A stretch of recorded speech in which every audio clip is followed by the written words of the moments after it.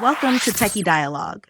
In this video, we'll show you how to redeem codes in World of Warships so you can unlock bonuses, gifts, and more in just a few easy steps.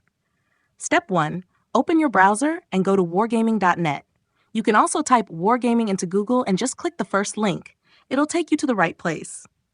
Step 2. Log into your account using the Login button at the top right corner of the site. Make sure you're signed in with the same account you used to play World of Warships. Step 3. Once you're logged in, look to the top left area of the page and click on the yellow Premium Shop button. This takes you to the page where all in-game purchases and services are managed. Step 4. On the Premium Shop page, look for a small button that says Redeem Wargaming Code. It's usually placed near the top or side of the screen. Go ahead and click on it. Step 5. Now simply enter your bonus or gift code in the text box, then click the Redeem button. If the code is valid, the rewards will automatically be added to your account.